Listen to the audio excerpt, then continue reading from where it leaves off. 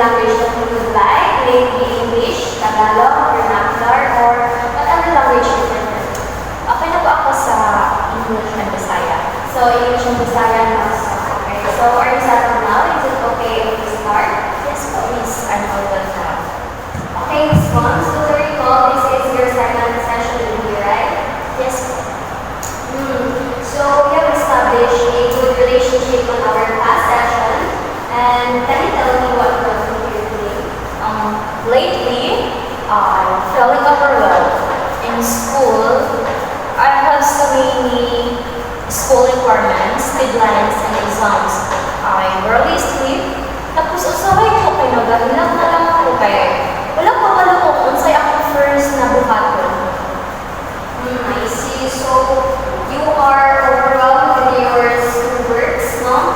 And it's giving you a physically or emotionally exhausted state, right? Yes po, exactly. Tapos feel na po na no matter how hard I try, dili siya enough.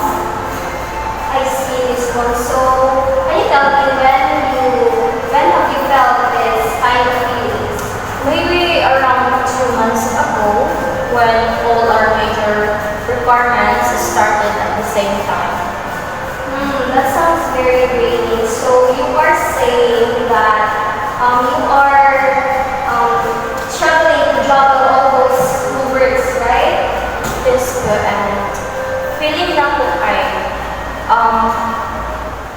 ang nag-expect ako ang family na graduate ko with good grades. I see. So, aside from the academic demands, the family expectation is also adding to your stress, right? Yes po, and sometimes nag-overthink ko. Kaya, what if mabagsak ko? So, ma-disappointed na ko ang family. I hear you, Miss Wong, that the family pressure is weighing heavily on you. Yes po, that's true. So it's very normal to feel anxious or get scared when the people we cared about or the people we love are disappointed in us. Miss Wong, I notice while you're sharing, you seem tired now, and how was your sleep recently? Very poor, and I sleep around 12 a.m. to 2 a.m. Kaya nag-naunagyan ko about sa akong school and about sa akong friends. So, raising thoughts about your school and whatnot are making it hard for you to sleep, right? Yes po. So, I see. Now, I want you to tell me how has it been affecting the concentration on your class recently? I get distracted easily and sometimes po kayo. If nag-read ko o the same paragraph, pero hindi lang po siya masabtan tayo. Basta balik-balik ko na. I see. That sounds very frustrating for you, no? Right? So, can you tell me, Miss Wong, have you noticed a shift of mood? I feel sad, irritable, loss of motivation, and usapay kay mukalit lang ang hila and sensitive lang kayo ko. If naalam ko'y madunggan na mga mga sakit na words. See, I see. So, despite those challenges, Miss Wong, what helps you to continue finishing those tasks that you have in school? I remind myself that I've come this far and I want to make my parents proud. That's very good insight for you, no? I commend you for having that kind of thoughts. That's very great. So, based on what you shared this moment, it seems like your stress is coming up from your academic burnout and performance pressure. Sometimes when our body needed rest, our mind stays active even though we need some sleep or some rest. Now, this affects your, as what we call, kanina, yung sleep, yung mood, and as well as yung concentration or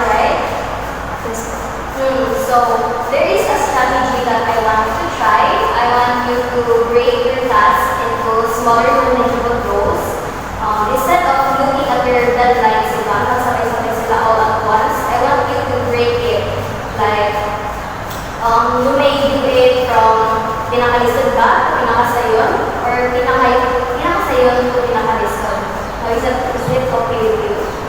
I think makahelp na siya sa ako akay. Usually, nag-alawag ko sa ako ang deadlines and nagpapanig ko din nag-drawing. I see mo. So, when you're doing that first strategy that I've mentioned, gusto na ko i-integrate mo ang break hours. May it be 10 to 20 minutes or if you like more pa to at least have your mind rest and for it to be ready for another task, maybe household chores or if mga another deadline na yung kailangan mo on. Now, is it okay if you do all of that? Miss Call immediately this week. Yes po, I want to try that. Sige, so I have another recommendation of a strategy for you. No, so you can try deep breathing technique, maybe before ka matulog or every time that you feel stressed upon a certain time or a certain day. So if you want to mo siya mismo, makaya ba mo siya this week? Yes po. Willing ko na mag-cooperate about sa mga tasks ko. Sige, that's a great first step for you to have all those concerns be solved or for you to relieve.